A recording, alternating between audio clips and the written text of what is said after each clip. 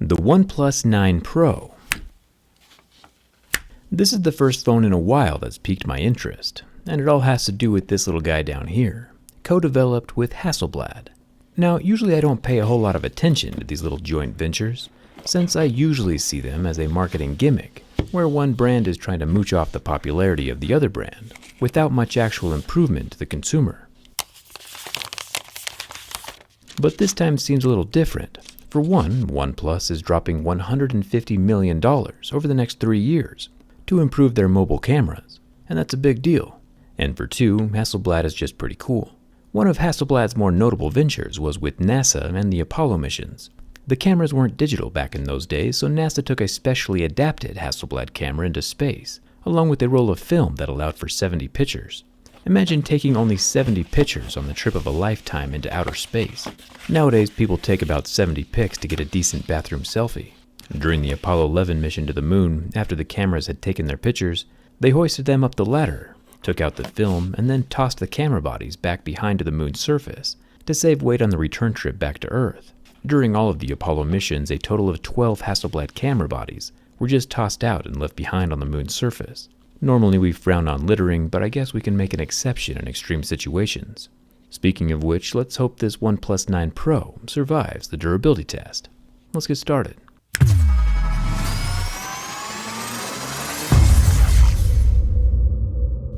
Right off the bat, the most noticeable thing on this OnePlus 9 Pro is the camera bump, with its quad cameras, and the very noticeable Haselbled logo across the lens. Then of course we have the highly reflective glass back panel. The coolest part of this phone is obviously going to be those cameras, but like usual, let's start with the screen. And once again, OnePlus has been nice enough to pre-install a rather nice plastic screen protector. Can't complain about that. As I scratch through the different levels of Mohs hardness, we're able to tell what the screen is made from. Plastic would scratch at a level 2 or 3, glass would scratch at a 5 or 6, and a sapphire screen would scratch at an 8 or 9. Word on the street is another sapphire screen phone was just released, and I'm going to try to get my hands on one. But as we can see, the OnePlus 9 Pro is made with Gorilla Glass, and scratches at a level 6 with deeper grooves at a level 7. Pretty normal. The front camera is a hole punch, and sits in the top left corner of the phone. It's got 16 megapixels, and it is protected by that front glass. There is a plastic speaker grill covering the earpiece slot. This also doubles as one of the 2 stereo speakers, and the phone has pretty minimal bezels going all the way around the screen. One thing I do like about silver phones is that they are less prone to showing scratches, since the metal is also silver on the inside as well. After seeing the ROG phone, this antenna line makes me nervous. The power button and mute slider are both made from metal. I think every phone should have one of these. The top of the phone is pretty vacant. Just one of those noise-canceling mics up here. Then we have the volume rocker running down the left side, also made from metal. At the bottom of the OnePlus 9 Pro, we have the second stereo speaker slot, the USB-C port, and the single SIM card tray. It does have a red rubber ring around the opening. The phone is officially IP68 this time around, but we'll have to check out the rest of the ingress points from the inside during the teardown. The back glass panel is super smooth this time around, no frosted glass or etching, just a soft smudge collecting piece of glass. If you're trying to keep your fingerprints on the down low, there's always Robot Camo from D-Brand. The nice thing about skins is that you can switch them up whenever you want, and it's like getting a totally new phone. Robot Camo is kind of fitting for the OnePlus 9 Pro, since there are more robots than humans in space at the moment. I'll leave a link down in the description so you can customize your own phone. Let's talk a little bit more about this Haselbled camera setup. I feel like smartphones in general have been doing small, quirky things to stand out lately.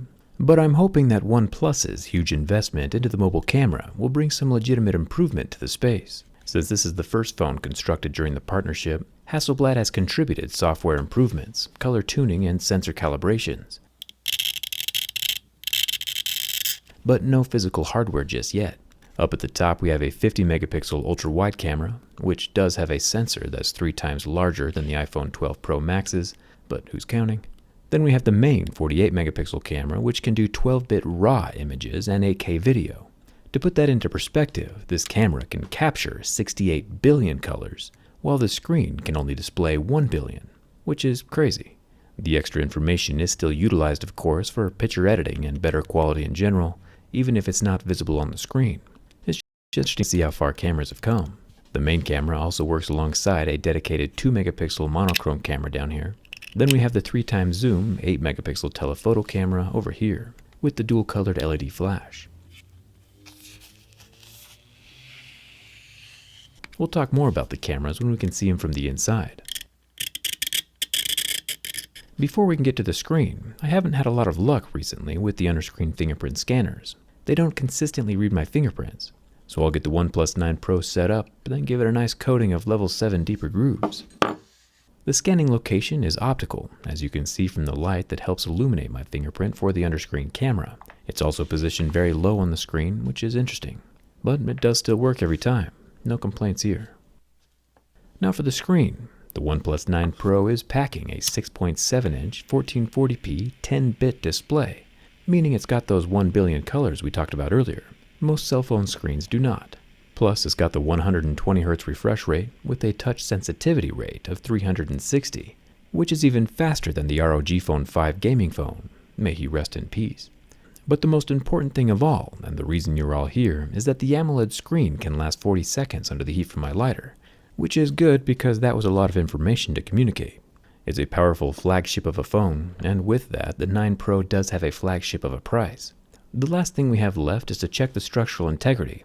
Rumor has it there are 2 batteries inside of this thing, and the last dual battery phone we tested didn't do so well.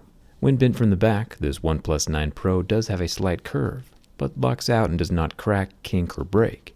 Flipping it to the front, it once again locks out and stops bending. Not too shabby. My fingers are pretty happy there are no glass shards this time around. The OnePlus 9 Pro passes my durability test. I'm looking forward to seeing what this Haselbled partnership brings to the camera space. If Haselbled is creative enough to work with NASA, I'm looking forward to seeing what they can do with OnePlus. And when you see that Haselbled logo, just remember there are 12 Haselbled cameras just chilling on the surface of the moon, free for the taking. All you gotta do is go get them. Hit that subscribe button if you haven't already. Come hang out with me on Instagram and Twitter.